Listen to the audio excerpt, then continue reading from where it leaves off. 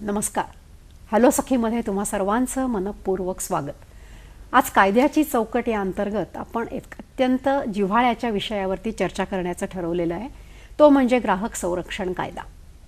ग्राहक संरक्षण कायदा अस्तित्वात कधी आला, हा कायदा येण्याच्या मागचे मूळ उद्देश काय होते आणि ते आजपर्यंत कसे सफल होत गेले किंवा असफल राहिले, याच्यावरती थोडीशी आपण खूप पारदर्शक चर्चा करायचा प्रयत्न आज करणार आहोत. जेव्हा आपण ग्राहक म्हणतो ना, तेव्हा आपल्याला दोनच गोष्टी पटकन लक्षात येतात. ते म्हणजे एक विकत देणे आणि विकत घेणे. विकत घेणारा जो असतो तो आपण कुठच्या सेवेमध्ये ग्राहक म्हणून आपला समावेश होतो याचा मुळे कधी विचारच करत नाही. अगदी थोडक्यात सांगायचं झालं तर वैद्यकीय सेवा ही सुद्धा ग्राहक सेवेमध्ये कुठेतरी जमा होते, याची आपल्यापैकी किती लोकांना जाणीव असते याचा थोडासा विचार करू आपण एकाच सेवेवरती आज बोलणार नाही आहोत. आज आपल्याला चर्चेचा मूळ उद्देश असा आहे की ग्राहक संरक्षण कायदा जो आला त्या कायद्यामध्ये नक्की तरतुदी काय आहेत, तो कायदा नक्की काय सांगतो आणि त्या कायद्यामध्ये महत्त्वाची गोष्ट अशी असते की आपणच मुळी आपले एव्हिडन्सेस गोळा करायचे असतात. म्हणजे पुरावे सिद्ध करण्यासाठी आपण आपली कागदपत्र अत्यंत बारकाव्याने बघून आणि अतिशय जागरूकपणाने त्याच्यामध्ये लक्ष द्यायचं असतं. म्हणजे नक्की काय करायचं असतं ह्या सगळ्यावर आपण नक्की चर्चा करूया. तुमचे विचार, अर्थातच तुमचे प्रश्न, ह्याच्या उत्तरं तर आम्ही देणारच आहोत, पण त्याचबरोबर कायद्याकडे थोडं जास्त लक्ष देऊया आणि कायदा जाणून घेण्याचा प्रयत्न करूया. म्हणजे कदाचित पुढच्या ज्या समस्या आहेत त्या आपल्याला सोडवायला आपल्याच मदत होऊ शकेल. ह्याच्यासाठी आज आपल्याकडे आपण आमंत्रित केलं आहे ॲडव्होकेट सुवर्णा जोशी यांना. त्यांचं आपण स्वागत करूया. नमस्कार सुवर्णा. नमस्कार. हॅलो सखीमध्ये मी तुमचं मनापासून स्वागत करते. थँक्यू. ॲडव्होकेट सुवर्णा जोशींची जर ओळख करून द्यायची झाली तर विधी शाखेतल्याच म्हणजेच LLBची डिग्री त्यांनी घेतलेली आहे आणि कंझ्युमर्स लॉ किंवा इंडस्ट्रीयल लॉ, लेबर लॉ ह्याच्यामध्ये त्यांनी गेले 10 वर्ष भरपूर काम केलेलं आहे. अनेक चांगल्या कंपनींवरती त्या सल्लागार म्हणूनही काम करतात आणि आत्ता त्या मेनन अँड असोसिएट्स या लिगल फर्ममध्ये, ह्या लॉच्या फर्मशी त्या संलग्न आहेत. तर त्यांचे अनुभव जे असतील आजच्या ह्या ग्राहक संरक्षण कायद्याच्या संबंधातले ते तर आपण ऐकणारच आहोत. तुमच्या प्रश्नांना ॲडव्होकेट सुवर्णा जोशी यांची उत्तरं, पण त्याच्यासाठी तुम्हाला लागणार आहेत आमचे दूरध्वनी क्रमांक. ते चटकन उतरवून घ्या. ते असे आहेत 022, अर्थातच मुंबईच्या बाहेरच्या प्रेक्षकांच्यासाठी हा STD कोड आहे 24908050 24988050.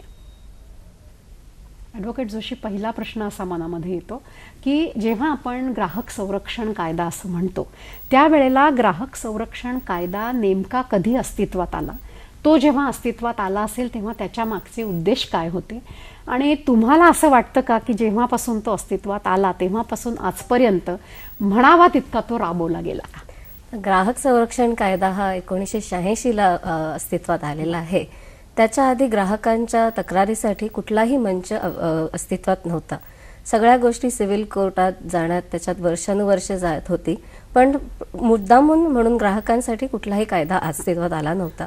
छोट्या गोष्टी, आता फ्रीज बिघडलाय, TV बिघडलाय, इलेक्ट्रिसिटीचं काही अप्लायन्सेसचं काही तूट झाले, तर त्याच्यासाठी कुठलाच कायदा असा नव्हता की जिथे तुम्हाला झटपट न्याय मिळेल. त्यासाठी तुम्ही सिव्हिल कोर्टात जाणार, बरेच वर्ष वाट बघणार.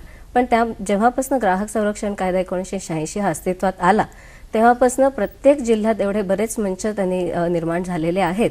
त्याच्यामुळे प्रत्येक ग्राहकाला त्यांच्या ग्रीव्हन्सेससाठी तिकडे एक मुद्दा मांडण्याचे त्यांना स्कोप मिळालेला आहे. तर प्रत्येक वेळेला जेव्हा तुम्ही उद्देश जो ग्राहक तक्रारचा आहे की जनसामान्यापर्यंत, सामान्य माणसापर्यंत उपभोक्ता म्हणून तुमच्या ज्या काही वस्तू आहेत त्याचा वापर होत नसेल किंवा त्याच्यात बिघाड असेल किंवा त्याच्यात दुसऱ्या काही गोष्टी असतील, तर त्याच्यासाठी तुम्हाला न्याय मिळण्यासाठी हा अस्तित्वात आलेला आहे कायदा. पण आता तुम्ही 1986 म्हणालात, तिथपासून आत्तापर्यंत काय झालंय की ग्राहक जोपर्यंत जागरूक होत नाही तोपर्यंत ह्या चळवळीला किंवा ह्या गोष्टीला चळवळीचं स्वरूप येणार नाही.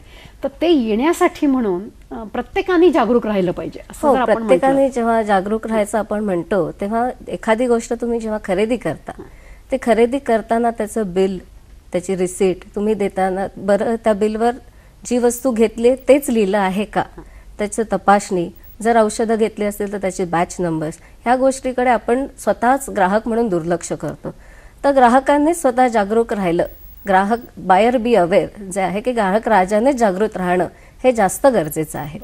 तर त्यांनी कशा पद्धतीने जागरूक राहावं की जेव्हा तुम्हाला एखादं वॉरंटी कार्ड मिळतं त्याच्यावर तारीख, शिक्का, सही ह्या छोट्या गोष्टी आहेत पण ज्या आपण कधी बघत नाही पटकन, तर त्या आपण बघितल्या तर आणि त्याच्यावर लिहिलेल्या टर्म्स अँड कंडिशन सूचना असतात त्यांचा पण आपण वाचन करून मग सही करावी. बरोबर. हे एक त्याच्यातलं मूळ कारण आहे आणि त्याने आपणच जागृत होतो कारण आपल्यालाच आपले हक्क माहिती पडतात की आपण काय करू शकतो, काय करू शकत नाही.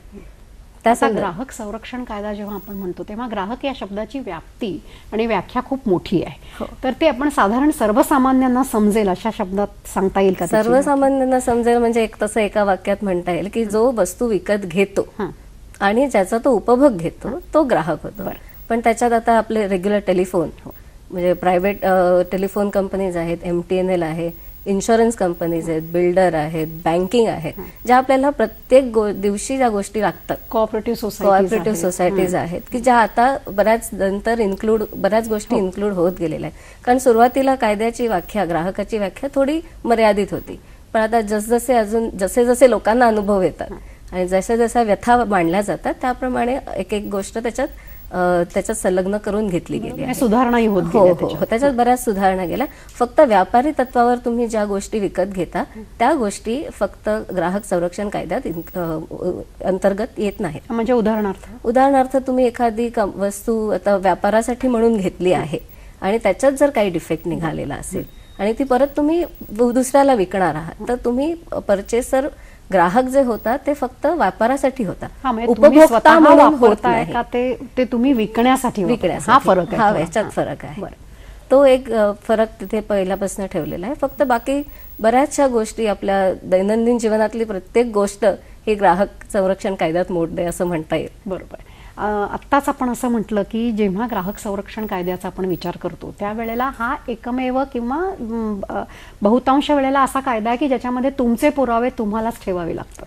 जर तुम्हाला तुमच्या कागदपत्रांनी तुमची केस जर घट्ट करायची असेल तर प्रत्येक गोष्टीची तुम्ही ठेवलेली नोंद ही खूप महत्वाची आहे, अतिशय महत्वाची. ह्या नोंदीवरती थोडंसं आम्हाला. नोंद म्हणजे प्रत्येक वेळेला जेव्हा आपण एखादी वस्तू विकत घेतो तेव्हा त्याच्याबरोबर घेतलेली पावती, त्याच्यावर असलेली तारीख, जी वस्तू घेतली तीच त्या पावतीत नमूद केली की नाही त्याचं रेसिट आपल्याकडे जपून ठेवणं.